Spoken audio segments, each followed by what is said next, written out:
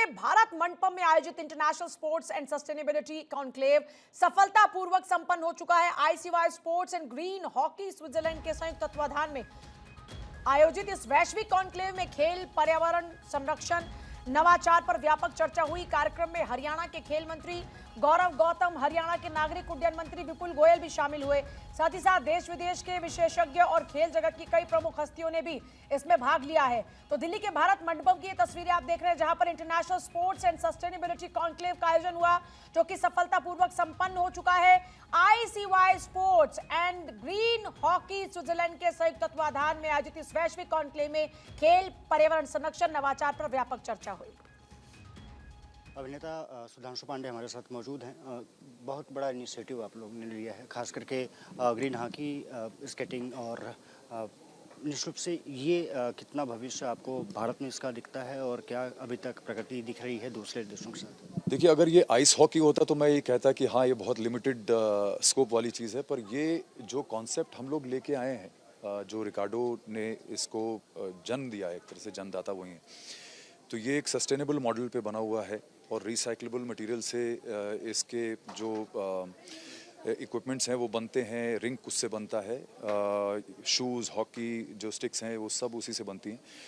तो ये एक ऐसी चीज़ है जिससे, जैसे मैंने अभी स्टेज पे भी बोला था कि कम से कम 80% जो है इस स्पोर्ट की कॉस्ट नीचे आ जाती है। तो 100 की जगह आपको सिर्फ 20 रुपये खर्चा करना है। तो इसका मतलब ये होता है कि इस देश की जो आबादी है, उसके जो बच्चे हैं, जो छोटे बच्चे हैं, जो कोई स्पोर्ट खेलना चाहते हैं, कई बार ऐसा होता है कि वो एक कॉस्ट या उसकी अफोर्डेबिलिटी पे जाके वहाँ पे उनका मामला रुक जाता है। तो ऐसे स्थिति में जब ऐसा कोई स्पोर्ट आ जाए जो आपके लिए अफोर्डेबल भी हो, एक्सेसिबल भी हो, तो मुझे लगता है कि उसको खेलने का मज़ा भी अलग है। और उसमें मुझे ऐसा लगता है, क्योंकि हॉकी हमारा 100 साल से हमारा देश खेलता आया और हॉकी में हम लोगों ने बहुत अच्छा हमेशा प्रदर्शन किया है। जैसा कि हमारे मित्र विक्रांत जी ने बताया स्टेज पे कि भाई 8 मेडल्स, गोल्ड मेडल्स हम लोग जीत चुके हैं ओलंपिक्स में। तो उसी चीज़ को थोड़ा सा और जो है हम लोग ग्लोरीफाई कर रहे हैं थ्रू दिस, क्योंकि उसमें हम लोग सस्टेनेबल मॉडल लेके आए हैं और एनवायरनमेंट फ्रेंडली है। तो ग्लोबल वार्मिंग के समय में आई थिंक ऐसा कुछ करना वैसे भी हमारे लिए बहुत बड़े सौभाग्य की बात है, क्योंकि दुनिया में इस तरह की चीज़ों की अब ज़रूरत है। मुझे लगता है कि एक तो लोगों को खेलने का मौका मिलेगा, दूसरी नंबर की इंडस्ट्रीज भी ग्रो कर सकती है, जैसे कि हरियाणा में किया गया।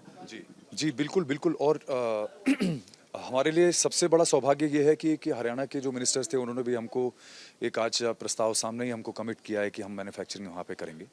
और इसी तरह से मुझे लग रहा है कि हमारे सारे स्टेट्स, जो आजकल सभी लोग स्पोर्ट्स को बहुत प्रमोट करना चाहते हैं, सारे मंत्री, जो हमारी सरकार है, सेंट्रल गवर्नमेंट जो है वो, और स्टेट गवर्नमेंट, सभी लोग अपने अपने जो स्पोर्ट्स का जो उनका जो सेक्टर है उसको ग्रो करना चाहते हैं।